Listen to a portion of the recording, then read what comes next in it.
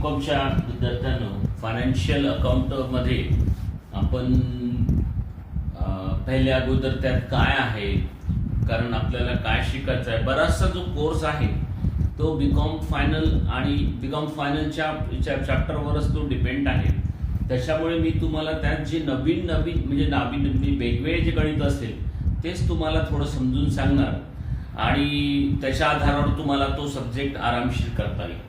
आता समजून घ्या की तुमच्या पहिल्या युनिटमध्ये फायनान्शियल अकाउंटच्या पहिल्या युनिटमध्ये होल्डिंग नावाचं चॅप्टर आहे पहिल्या युनिटमध्ये आणि अकाउंटिंग स्टँडर्ड आहे थेअरीमध्ये. तर अकाउंटिंग स्टँडर्ड हे दोन्ही प्रकारचे आहे, इंडियन अकाउंटिंग स्टँडर्ड अँड ज्याला काय म्हणतो युनिव्हर्सल किंवा वर्ल्ड ज्याला फॉरेन अकाउंटिंग स्टँडर्ड, या दोन प्रकारचे अकाउंटिंग स्टँडर्ड आहे. ते तुम्ही अकाउंटिंग स्टँडर्ड वाचून घ्या, कारण ते भरपूर त्याच्यामधनं तुम्हाला त्या अकाउंटिंगबद्दल आणि त्याचं म्हणजे अवेलेबल आहे ते थेअरीमध्ये.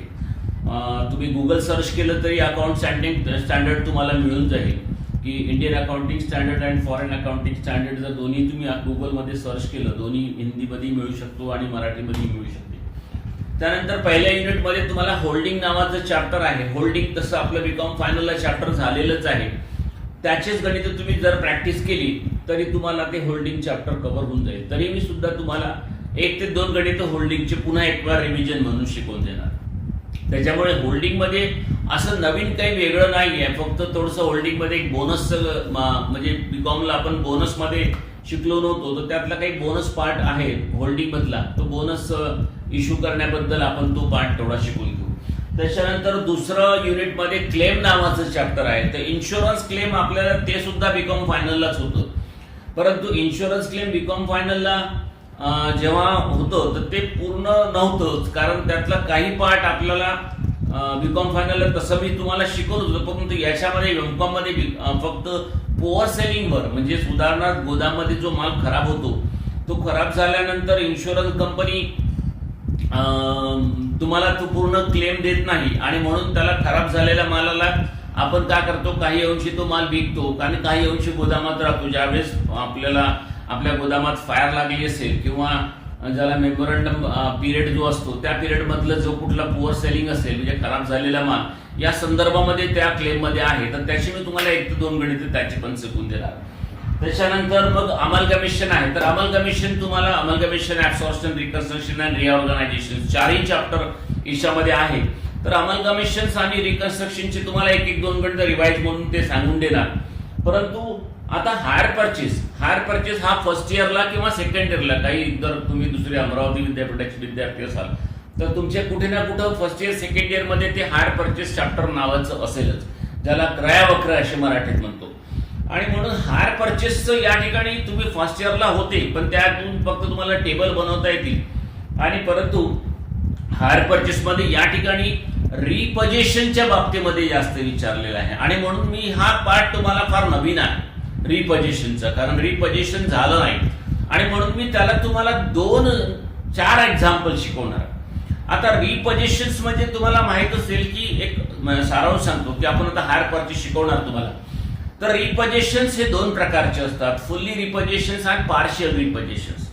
पहिले तर रिपजेशन म्हणजे काय समजून जा की जेव्हा एखादी परचेसर आपलं इन्स्टॉलमेंट बाउन्स करतो किंवा देत नाही, तर तेव्हा वेंडरला तो अधिकार असतो, कारण इन्स्टॉलमेंट सिस्टम मध्ये तो अधिकार नसतो. कारण इन्स्टॉलमेंट सिस्टम मध्ये जोपर्यंत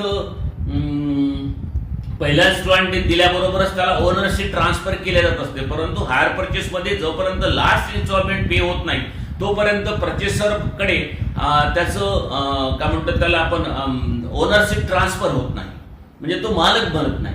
आणि म्हणून वेंडर तो आपली वस्तू केव्हाही रिपजेस करू शकतो, म्हणजे त्याला जप्त करू शकतो आपण. आणि म्हणून रिपजेस केल्यानंतर काय होत असते की वेंडरलाही कधी नुकसान होते, वेंडरला तर नुकसान परचेसरला तर नुकसान होणारच, पण कधी कधी रिपजेशनची वस्तू जी रिपजेस केलेली आहे ती जेव्हा रिसेल केल्या जात असते तर तेव्हा सुद्धा वेंडरला सुद्धा नुकसान होऊ शकते, कारण ती वस्तू परचेसरनं वापरलेली असते. आणि म्हणून या बाबतीमध्ये आपल्याला 4 गणिते शिकायची आहे. मी 4च शिकवणार, तुम्हाला बिलकुल ते पूर्ण रिपजेशनचं पोर्शन सगळं समजून जाणार. 2 गणित मी तुम्हाला रिपजेशन फुल्ली रिपजेशन वर शिकवणार आणि 2 गणित पार्शियल रिपजेशन वर शिकवणार. आता फुल्ली रिपोजिशन म्हणजे काय? समजा एखादी आपण परचेस केलं, हायर परचेस केलेलं एकच युनिट असेल, एकच युनिट म्हणजे वन मोबाईल, वन मशिनरी किंवा वन चेअर, वन टेबल अशी एखादीच वस्तू असेल, तर त्या वस्तूचं जर त्यांनी इन्स्टॉलमेंट फेल केला असेल तर ती वस्तू पूर्णच्या पूर्ण जप्त करावं लागेल ना, आणि म्हणून त्याला फुल्ली रिपोजिशन असे म्हणतात. परंतु जेव्हा एकामध्ये एकापेक्षा जास्त वस्तू त्यांनी परचेस केल्या असेल, समजून जर 5 टेबल परचेस केले आणि मग 5 टेबल परचेस केल्यानंतर त्यांनी समजा थर्ड इन्स्टॉलमेंट त्यांनी बाउन्स केली म्हणजे दिली नाही, तर अशा वेळेस पूर्ण 5 पैकी 5 टेबल न रिपर्चेस करता त्यातले 3 टेबल रिपर्चेस करायचे, 2 राहू द्यायचे कारण त्याचे बरेचसे पैसे आलेले असतात. तर it is called partial reposition. याला आपण पार्शियल रिपोजिशन म्हणतो. पूर्णच्या पूर्ण माल जप्त न करता काही अंशी माल जप्त करणे. परंतु फुल्ली रिपोजिशन मध्ये पूर्णच्या पूर्णच जी वस्तू परचेस केली असेल ती पूर्णच वस्तू रिपोजिशन करायची. आणि म्हणून अशा प्रकारे तुम्हाला या रिपोजिशन्स केलेलं म्हणजे रिपोजिशनचे 2 भाग आहेत. यामध्ये मी फुल्ली रिपोजिशनचे 2 गणिते घेणार आहे. तर त्या फुल्ली रिपोजिशन मध्ये 2 गणिते मी तुम्हाला ऑलरेडी त्याचे फोटो काढून पाठवलेले आहेत. त्यामध्ये 2 गणिते मी असे घेतले की फुल्ली रिपोजिशनचं पहिलं गणित असं आहे की ज्यामध्ये रिसेल मध्ये त्यांनी केलंच नाही. रिसेल म्हणजे वेंडरनी जेव्हा वस्तू जप्त केली असेल तर ती पुनर्विक्रीत केली नाही, परंतु दुसऱ्या उदाहरणात मात्र ती वस्तू पुनर्विक्रीत केलेली आहे, म्हणजे ते सेलरनी ती वस्तू पुन्हा विकलेली आहे. असे 2 प्रकारचे मी वेगळे उदाहरण घेतलेले आहे. 2 जर घेतले म्हणजे तुमचं रिपोजिशन त्या याच्यामध्ये संपून जाणार. म्हणजे टेबल बनवणं तुम्हाला एकदा तर ऑलरेडी तुम्ही फर्स्ट इयरला शिकलेच होते, तर ते टेबल बनवत असताना तुम्हाला काही अडचण येणार नाही. ते जुन्या पुस्तकं चाळून बघा, त्यामध्ये तुम्हाला टेबल कसे बनवायचे ते कळत आहेत, कारण अगोदर ते चॅप्टर झालेलंच आपलं. आता मी तुम्हाला फुल्ली रिपोजिशनचं पार्ट शिकवणार आहोत. पहिले हायर परचेस तर तुम्हाला समजलंच काय असते की इन्स्टॉलमेंटने एखादी वस्तू आपण खरेदी करत असतो आणि ती इन्स्टॉलमेंट आपण बरोबर मंथली असो, क्वार्टरली असो, इयरली असो अशा पद्धतीने आपण ती इन्स्टॉलमेंट पेमेंट करतो, त्याला आपण हायर परचेस असे म्हणतो. परंतु हायर परचेस मध्ये एकच गोष्ट असते की जोपर्यंत परचेसर लास्ट इन्स्टॉलमेंट पे करत नाही तोपर्यंत त्याला ओनरशिप ट्रान्सफर होत नाही, म्हणून ती वस्तू रिपोजिशन होते. आणि म्हणून आपण या रिपोजिशनचं पार्ट शिकणार आहोत. तर आता या गणितामध्ये बघा, पहिल्या गणितामध्ये मी थोडंसं टेबल समजून सांगतो तुम्हाला तो कसा बनवायचा. कारण त्यांनी असं म्हटलेलं बघा की लकी या व्यक्तीने हॅपी नावाच्या वेंडरकडून 14,892 रुपयाच्या कॅश प्राइसची परचेस केलेली आहे. त्यांनी त्या उदाहरणात असं म्हटलेलं आहे, मी उदाहरण वाचून दाखवत नाही कारण तुम्हाला उदाहरण ऑलरेडी मी पाठवलेलंच आहे, फक्त त्याच्यात काय दिलं ते तुम्ही लक्षात घ्या, ते उदाहरण वाचून घ्या तुम्ही. की लकीनी 14,892 रुपये कॅश प्राइसची परचेस केलेली आहे वस्तू कोणाकडनं, हॅपीकडनं. आणि ती वस्तू परचेस केली होती त्यांनी 1 एप्रिल 2001 ला. आणि म्हणून 2001 ला त्यांनी ती वस्तू परचेस केली होती. आणि त्यांनी ती परचेस केल्यानंतर at the time of agreement he pay ₹4,000. त्यांनी अग्रीमेंटच्या कराराच्या वेळेस 4,000 रुपये दिले होते. आणि त्यांनी पुन्हा असं म्हटलेलं आहे की राहिलेले 4,000चे 3 इन्स्टॉलमेंट त्यांनी पे करण्याचं ठरवलेलं होतं. त्यांनी अग्रीमेंट केला होता की 4,000 रुपये तुला मी आता देतोय आणि 4,000 रुपयाची मग 3 इन्स्टॉलमेंट तुला नंतर देतोय. म्हणजे असे एकूण 4,000 अग्रीमेंटचे आणि 3 इन्स्टॉलमेंट 4,000चे 12 16,000 रुपये देणार आहे. पण ऍक्च्युअली परंतु कॅश प्राइस म्हणजे basic price of your machinery was 14,892. म्हणजे त्याचं बेसिक प्राइस तुमचा 14,892 आहे, परंतु तो देणार किती आहे 16,000. म्हणजे तो जो जास्त देणार आहे 14,892 पेक्षा जास्त देणार आहे, इट इज कॉल्ड इंटरेस्ट. त्याला इंटरेस्ट असे म्हणतात. तुमच्या लक्षात आलं असेल, कारण याच्यामध्ये इंटरेस्ट राहणारच आहे. जर नगदी विकत घेतली असती वस्तू तर 14,892 रुपये दिले असते, मोकळा झाला असता. परंतु तो नगदी देत नाहीये, तो इन्स्टॉलमेंट वाईज देत आहे. तर म्हणून त्यांनी 4,000 रुपये अग्रीमेंटला दिले, 4,000चे 3 इन्स्टॉलमेंट म्हणजे असून एकूण तो 16,000 देणार आहे. तर एकत्र तो वरून जास्त पैसे देणार आहे, त्याला इंटरेस्ट असे म्हणतात. त्यांनी हे म्हटलेलं आहे पुन्हा, the Happy company was charge 5% interest on cash price. हॅपीवाला जो वेंडर आहे तो त्याच्या आउटस्टँडिंग इंटरेस्ट कॅश प्राइसवर 5% दराने व्याज लावतोय. म्हणजे त्याची जेवढी कॅश प्राइस किंवा यंत्राची मूळ किंमत असेल त्याच्यावर तो 5% इंटरेस्ट लावतो. आणि देन आखरीमध्ये म्हटलेलं आहे की द लकी कंपनी किंवा lucky is the charge depreciation at the rate of 10% by diminishing balance method. आणि अशा प्रकारे त्यांनी म्हटलं लकीनी की वस्तू वापरल्यामुळे दरवर्षी वापराबद्दल तो डेप्रिशिएशन चार्ज करते आहे ॲट द रेट ऑफ 10% पर एनमच्या नुसार. अशा प्रकारे या गणितात दिलेलं आहे आणि त्यांनी दोन्ही म्हटलेलं आहे. म्हणजे काय झालं की इथे वेंडर परचेसर कोण आहे? लकी. वेंडर कोण आहे? हॅपी. कॅश प्राइस किती आहे? 14,892. इन्स्टॉलमेंट प्राइस किती आहे? 16,000 रुपये. कारण इन्स्टॉलमेंट प्राइस मध्ये इंटरेस्ट इन्क्लूड असते आणि कॅश इन्क्लूड असते, लक्षात ठेवा. आणि cash price mean basic price of your machinery. Interest rate किती आहे? 5%. डेप्रिशिएशन किती आहे? 10% दराने डिमिनिशिंग बॅलन्स मेथड. आता त्यांनी पुन्हा अजून त्या गणितात असं म्हटलं आहे की at the time of 31 March 2003 म्हणजे 31 मार्च 2013 ला he fail to pay the instalment. म्हणजे 2003 ला म्हणजे त्यांनी फक्त पहिली 2002 ची 1 एप्रिल 2001 ला अग्रीमेंट झाला. 31 मार्च 2002 ला पहिली इन्स्टॉलमेंट दिली आणि दुसऱ्या इन्स्टॉलमेंटच्या वेळेस at the time of 31 March 2003 ही फेल टू इन्स्टॉलमेंट. तो त्याची इन्स्टॉलमेंट देण्याकरिता तो अक्षम झाला, म्हणजे तो देऊ शकला नाही, तो फेल झाला. आणि म्हणून the lucky happy was repurchase his machinery. म्हणून त्यांनी त्या तारखेला 31 मार्च 2003 ला त्यांनी त्याची मशिनरी रिपर्चेस केलेली आहे असं या उदाहरणात दिल्या गेलेलं आहे. आणि म्हणून आता आपल्याला टेबल बनवत असताना कधी टेबल पूर्ण याचा बनवायचा. आणि मला सांगा बघा मी या टेबल मध्ये काय दिलेलं आहे बघा की एक हा टेबल असतोय. या टेबल मध्ये date, instalment, cash price, outstanding outstanding price म्हणजे याच्यावर इंटरेस्ट लागत असते, हा इंटरेस्ट अँड डेप्रिशिएशन. आता हा जो डेट आहे 1/4/2001 ही अग्रीमेंट डेट आहे.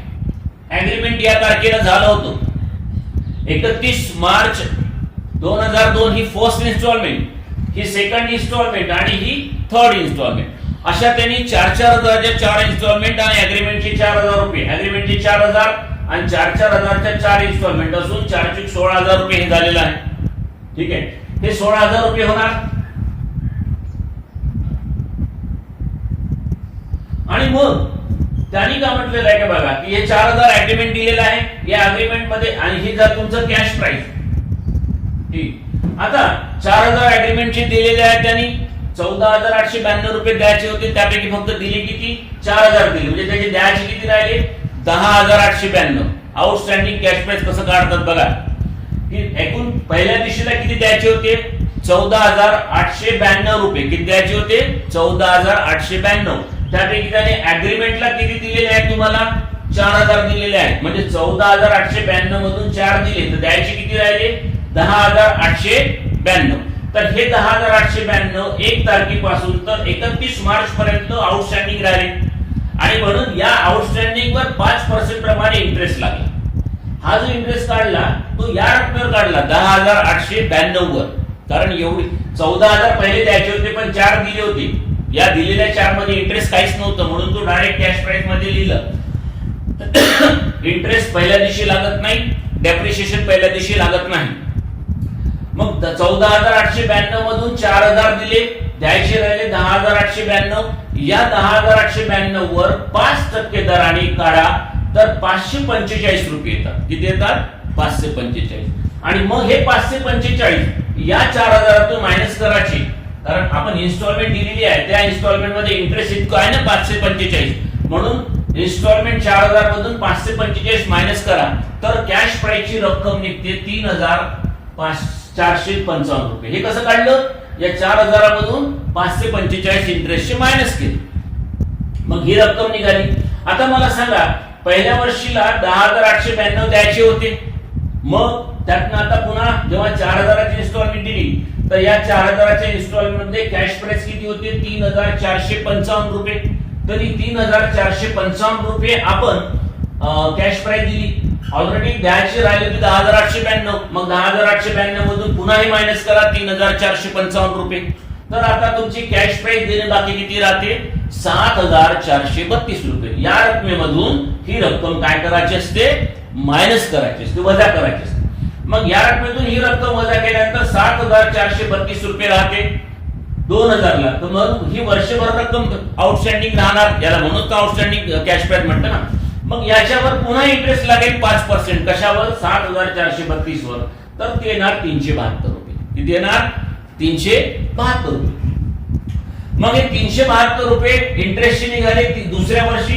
पण दुसऱ्या वर्षी आपण इन्स्टॉलमेंट, आता पहिले कॅल्क्युलेशन करतो ना, हा फेल झालेला आहे, परंतु आपण कॅल्क्युलेशन शिकतो की 4000तून 372 दिले असे गृहीत धरून मग याची कॅश प्राइस किती निघणार, यातून हे रक्कम काय करायची, मायनस करायची, 3648.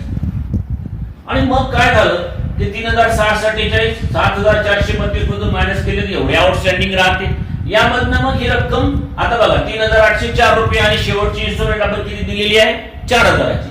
मग 3804 रुपयामधून 4000 मायनस केले, आउटस्टँडिंग काहीच नाही, 196 रुपये व्याजचं आहे.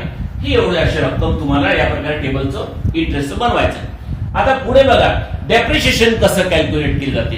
तर डेप्रिशिएशन कधी कॅश प्राइस वर कॅल्क्युलेट केलं जाते. तर तुमची गणिताची कॅश प्राइस आहे 14892 रुपये मूळ मूल्य.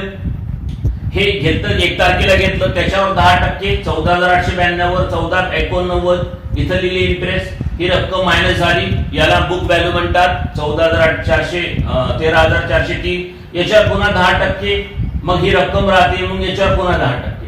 अशा प्रकारे 3 वर्षाचं तुमचं टेबल असं या प्रकारे तयार होते.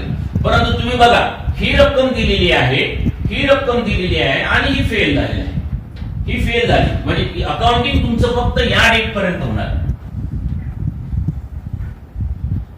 या डेटचं अकाउंटिंग म्हणजे आपल्याला आता जेव्हा आपण अकाउंटिंग करणार आहोत तर अकाउंटिंग हे 31/3 ला फेल झालं ना, तुमचा इफेक्ट कुठं 31/3 म्हणजे 1/1 पासून तर 31/3 पर्यंत तुमचं जे काही अकाउंटिंग बनणार आहे ते अकाउंटिंग या डेट पर्यंत हे जे तुमचं कुठलंच काम येणार नाही यांचं. आता यांच्या या आपल्याला काही काम नाही, कारण आपण पुढे चाललोय. कारण आता रिपोजिशन केली आहे ना तर मशीन, म्हणजे रिपोजिशन 31/3 ला फेल झाला तर इथपर्यंत रिपोजिशन झालं तर इथपर्यंतच तुम्हाला अकाउंटिंग करायची आहे. आता अकाउंटिंग कसं करायचं कोणाच्या बुक्स मध्ये, कारण परचेसरच्या बुक मध्ये 2 अकाउंट बनतात. एक बनतात मशिनरी अकाउंट आणि दुसरा बनतो वेंडर अकाउंट. आणि वेंडरच्या बुक मध्ये 2 अकाउंट बनतात, एक वेंडर अकाउंट आणि दुसरं रिपोजिशन अकाउंट. तर मी तुम्हाला आता 1-2 मिनिटात पुन्हा ते सांगतो. ओके का विद्यार्थी मित्रांनो, की in the books of lucky, lucky is the purchaser and happy is the vendor. आता लकीच्या बुक्स मध्ये आपण मशिनरी अकाउंट कसा बनवायचा, तुम्हाला माहित असेल की हायर परचेस लिहिण्याच्या 2 मेथड्स असतात. बीकॉम फायनलला किंवा बीकॉम फर्स्ट इयरला आपण जेव्हा हायर परचेस चॅप्टर शिकलो त्यावेळेस हायर परचेस ज्या मेथडने लिहिली जात असते ती मेथड इथं चालणार नाही. कारण अनेक लोकांना माहितच नाही की हायर परचेसच्या 2 मेथड्स असतात म्हणून. त्यांनी जे युजी लेवलला जे शिकवतात त्यांना एकच माहित असते की हीच मेथड्स अवेलेबल आहे आणि दुसरी मेथड्स हायर परचेसची नाही, असं त्यांच्या बहुतेक लोकांच्या लक्षातच नाही. आणि मग काय होत असते की अशा वेळेस बीकॉम लेवलला जे पीजी लेवलला जे लोक शिकवत असतात त्या लोकांनी जर युजी लेवलला शिकवलं तर ती या मेथडनं जर कारण ही मेथड प्रॉपर मेथड्स असते. आणि मग या मेथडनं शिकवल्यानंतर ते लोक अनेक जण व्हॅल्यू त्याचं आन्सर चुकीचं असं गृहीत धरतात. परंतु नाही, कारण बीकॉम लेवलला आपण शिकत असताना टू बँक अकाउंट आणि दरवर्षी वेंडरचं आपण इथं वेंडर वेंडर वेंडर वेंडर दरवर्षी लिहित असतो. ती मेथड्स इथं लागू पडत नाही. यामध्ये सरळ पहिल्याच डेटला त्याच्या नावाने उधारी दाखवली जात असते. म्हणजे जसं उदाहरणार्थ की 1 एप्रिलला यांनी 2001 ला विकत घेतलं, इथं 2 लिहित असतात हॅपी अकाउंट आणि त्याचं किती प्राइस आहे ते हॅपी अकाउंटचं प्राइस लिहिलं जाईल 14892 रुपये. 14892 म्हणजे पहिल्या दिवशी याच्यावर हॅपीला उधारी दाखवून दिलेली की हॅपीने 1 एप्रिल 4 ला हॅपी कडून आपण उधारीने विकत घेतली आहे 14892 रुपये. त्या बीकॉम लेवल मध्ये आपण इथं टू बँक अकाउंट लिहून दरवर्षी हॅपी हॅपी हॅपी असं लिहित जात असतो. इथं लिहित त्या मेथडनं चालत नाही किंवा करता येत नाही.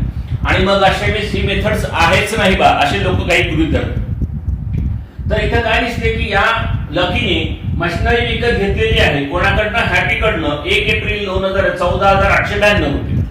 मग ही मशीन विकत घेतली, त्याने आपल्या त्या मशिनरीचा वापर केला आणि या तारखेला 31 मार्च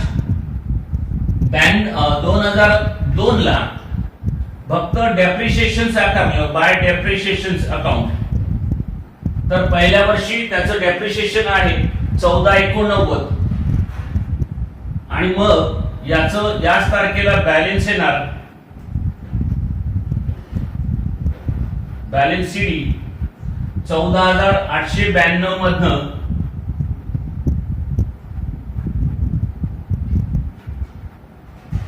14,892 मधनं 1489 गेली, तर त्या मशिनरीचं बुक व्हॅल्यू राहते 13,403 रुपये. यामधनं या रकमेमधून ही रक्कम डेप्रिशिएशनची मायनस केलेली आहे. मग हेच 1 एप्रिल 3 ला इकडे ट्रान्सफर 2 ला ट्रान्सफर होणार टू बॅलन्सच्या नावाने, ब्रॉट डाऊन 13,403 रुपये, बरोबर आहे. आणि मग 31 मार्च 2003 ला वर्षभर वापरली ना, जरी तो फेल झाला पण वर्षभर वापरले, त्याच्यामुळे त्या मशिनरीचं प्राइस डेप्रिसिएट झालेला आहे. डेप्रिसिएशन अकाउंट डेप्रिसिएशन दुसऱ्या वर्षीचं आहे तुमचं 1340. आता काय झालं की 31 मार्च 3 ला ही मशिनरी याच्याकडे राहत नाही, कारण ही मशिनरी आता जप्त केल्या जात आहे. आणि म्हणून जप्त केल्याचं प्राइस किती, आता याच्यातून ह्या रकमेतून हे रक्कम मायनस जर केलं तर याला बुक व्हॅल्यू म्हणतात. आणि ह्या बुक व्हॅल्यू आणि जप्त केलेलं रिपोजिशन व्हॅल्यू याचा डिफरन्स म्हणजे याला लॉस होणार आहे. तर म्हणून आता इथं कसं काढत असते, ज्याला आपण काय म्हणतो की रिपोजिशन व्हॅल्यू कसं काढत आहे, की बघा 14,892 रुपयाची मशिनरी होती. केवढ्याची होती मशिनरी? 14,892 ची. त्याच्यावर पहिल्या वर्षी इंटरेस्ट लागलं बघा 545 रुपयाचं इंटरेस्ट लागलं फर्स्ट इयरला इंटरेस्ट, आणि सेकंड इयरला पुन्हा इंटरेस्ट लागलं. 2 वर्ष वापरली ते मशिनरी, दुसऱ्या वर्षीचं इंटरेस्ट लागलं 372 रुपये. असे या लकीवर हॅपीचे पैसे देतील. यंत्राच्या मूळ किमतीचे पैसे 14,892, पहिल्या वर्षीच्या इंटरेस्टचे पैसे 545 आणि दुसऱ्या वर्षी इंटरेस्टचे पैसे 372 रुपये. असे मिळून याच्यावर त्याचे होतात 15,809 रुपये. किती होतात? 15,809. कसे काढले आपण की यंत्राचं मूळ प्राइस, पहिल्या वर्षीचं इंटरेस्ट, दुसऱ्या वर्षीचं इंटरेस्ट 15,809 रुपये याच्यावर एकूण झालेल्या 2 वर्षामध्ये. पण या 2 वर्षाच्या कालावधीत त्याने दिले किती पैसे? फक्त ऍग्रीमेंटचे 4,000. किती दिले? ऍग्रीमेंटचे 4,000 आणि फर्स्ट इन्स्टॉलमेंटचे किती? 4,000. 4 आणि 4 एकूण फक्त त्याने 8,000 पेड केले. कारण 3 चे जेव्हा वेळ आली तर तो फेल झाला ना, त्याने इन्स्टॉलमेंट दिली नाही. म्हणजे मग त्याने पैसे दिले किती? फक्त पहिल्या ऍग्रीमेंटचे 4 आणि फर्स्ट इन्स्टॉलमेंटचे 4, असे एकूण 4 आणि 4 ही पेड रुपीज ओनली 8,000. पेड 8,000 याला म्हणतात. मग 15,809 मधून त्याने 8 दिले तर 7,809 रुपये त्यांनी दिलेले नाही. किती दिले नाही? 7,809 रुपये. म्हणजेच याला रिपोजिशन प्राइस म्हणतात. हे आहे रिपोजिशन प्राइस. कसं? मूळ किंमत किती आहे? 14,892 रुपये. पहिल्या वर्षीचं व्याज, दुसऱ्या वर्षीचं व्याज, असे एकूण झाले त्याच्यावर 15,809 रुपये. आणि त्याने फक्त दिले किती? 4 आणि 4 8,000 रुपये. म्हणजे 7,809 रुपयाचं प्राइसचं रिपोजिश होत आहे. आणि म्हणून इथं लिहायचं असते by happy account, RP repossession price 7,809 रुपये. आणि मग ह्यात जे इकडे फरक आल्यास याला लॉस म्हणणार, इकडे आल्यास त्याला प्रॉफिट म्हणणार. म्हणून या क्रेडिट बाजूला इकडे येतात P and L account rupees loss,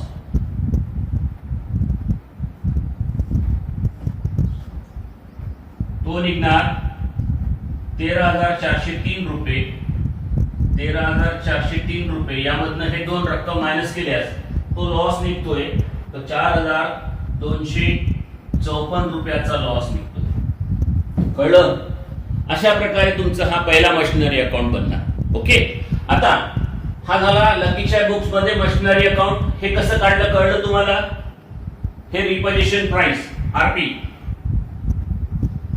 ते लिहिलं आणि हा फरक काढला. हा लॉस येतो. समजा इकडे जास्त असेल या बाजूला आल्यास त्याला प्रॉफिट म्हणतात. ओके, अशा पद्धतीचं. आता इथं दुसरं अकाउंट बनणार हॅपी अकाउंट. हे तुम्हाला मी तसं याचं फोटोकॉपी पाठवलेलीच आहे, त्याच्यावरून लिहून घ्या. ओके, आता त्यानंतर या प्राइस लक्षात ठेवा. इकडे बघा हॅपीचं नाव डेबिट बाजूला दिसते आणि इकडे शेवटी दुसऱ्या वर्षी हॅपीचं नाव क्रेडिटला. हे क्रेडिटचं डेबिटला येणार, डेबिट वालं क्रेडिटला जाणार आणि हॅपीच्या अकाउंट मध्ये. आणि इकडे काय येणार? Machinery account. आता इथं नाव बदलवतो मी बघा. दुसरं अकाउंट हॅपी अकाउंट. पहिल्या नंबरचं काय? Machinery account. आता बघा हॅपीचं नाव आता इथं आहे, हे कट करतोय.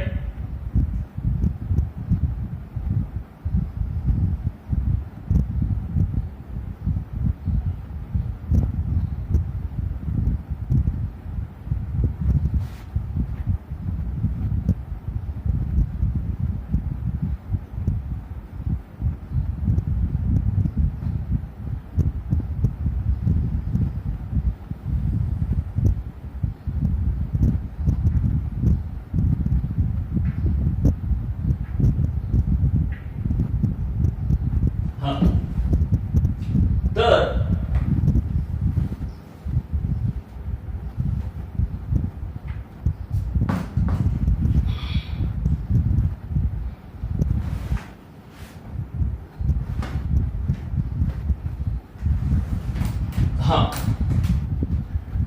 या बाजूला इकडे बघा मशिनरी अकाउंटच्या डेबिट बाजूला हॅपी होतं. इथे क्रेडिट बाजूला येणार 1 एप्रिल 2001 बाय मशिनरी अकाउंट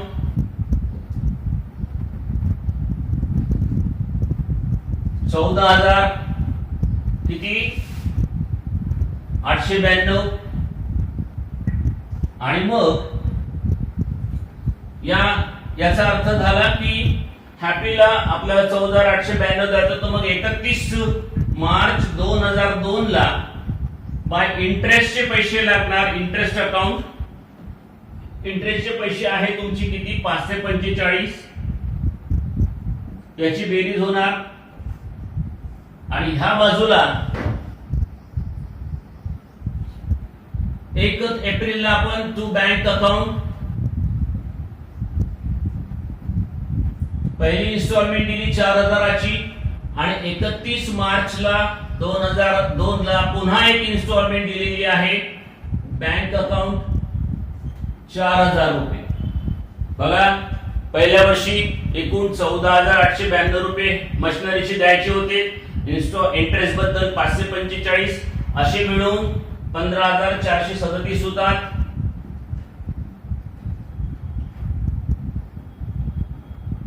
आणि या 15,437 मधून 4 आणि 4 8,000 दिले तर 7,432 रुपये 4,737 रुपये देणे राहतील. याला बॅलन्स असे म्हणतात. याच तारखेला मग हे बॅलन्स आपण इकडे 1 एप्रिलला इकडे ट्रान्सफर करणार 2 lakh by balance brought down 7,437 रुपये. आणि मग पुन्हा 31 मार्च 3 ला तुमच्यावर इंटरेस्ट चार्ज केले जाणार. इंटरेस्ट अकाउंट तो किती इंटरेस्ट आहे 372 रुपये. परंतु हे दोन्ही तुम्ही इथं काहीच दिलं नसलं. या 31 मार्च 3 ला इन्स्टॉलमेंट दिल्यामुळे ही एवढी रक्कम बॅलन्स जुनी बॅलन्स आणि नवीन व्याजाची मिळून हे सगळं रिपोजिशन होणार. म्हणून ह्याला टू मशिनरी अकाउंट असे म्हणतात. ही मशिनरी चालली तुमची परत मशिनरी अकाउंट आली होती परत चालली रिपोजिश होत आहे. तर किती होणार 7,809 रुपये. बघून घ्या मशिनरी अकाउंटच्या क्रेडिट बाजूला एवढीच रक्कम होती का नाही.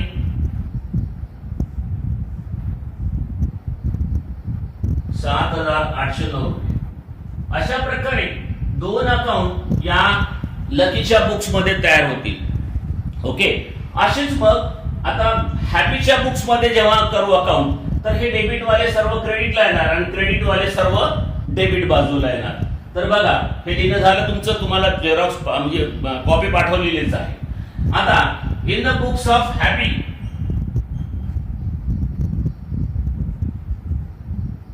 कोणाचं अकाउंट बनणार? Number 1 Lucky account.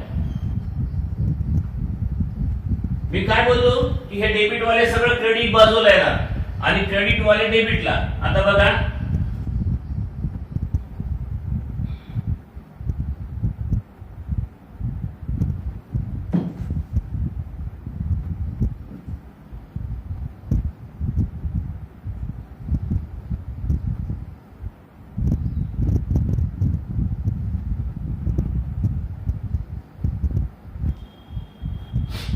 बघा इथं या क्रेडिट बाजूला येणार तुमचं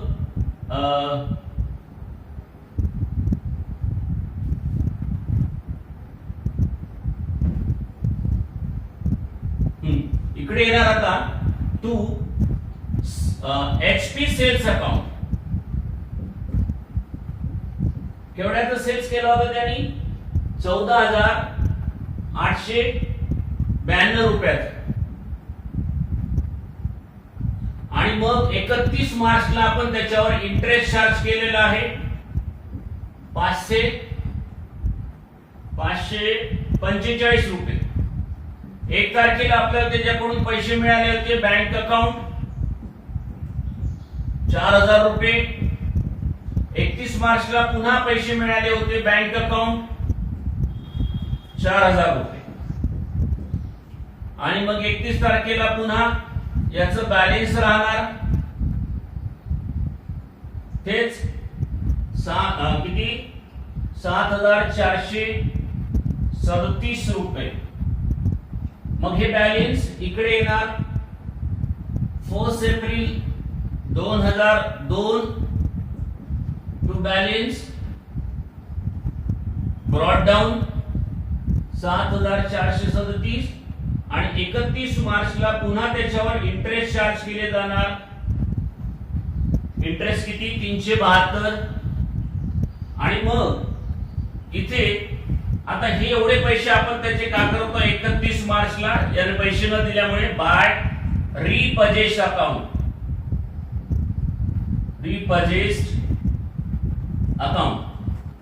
जप्त केलेलं खातं ते आहे 7,809 झालं account. Okay.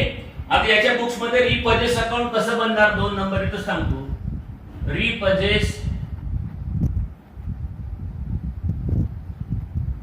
Account very simple, डोकं काही जास्त लावायची गरज नाही. इकडे बघा रिपर्चेसचं नाव क्रेडिट बाजूला आहे, कोणाच्या नावाने लकी, इथं म्हणून येणार टू लकी अकाउंट.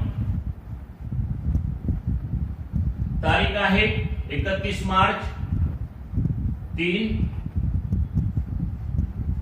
आणि किती रुपये 7,809 रुपये. आता इथे हे रिपोजिशनचं मशिनरी विकली का आपण? नाही विकली, म्हणून याच तारखेला या बाजूला 31 मार्च 3 बाय बॅलन्स म्हणून लिहायचं 7,809 रुपये. आणि अशा प्रकारे हा अकाउंट क्लोज करून टाका. विकल्या गेलं असेल तिथं बाय बँक अकाउंट येणार आणि जे विकल्यानंतर ह्या रकमेतून जर ही रक्कम जास्त मिळाली तर प्रॉफिट, कमी मिळाली असेल बँकची तर लॉस. अशा प्रकारे याला लॉस निघणार आहे. तर अशा प्रकारे इथं अकाउंटिंग करायचं असते हायर परचेसच्या रिपोजिशन मध्ये. तुम्हाला नक्की समजलं असेल. पुन्हा असंच एक उदाहरण तुम्हाला मी पुढच्या व्हिडिओमध्ये पाठवणार. Okay, thank you.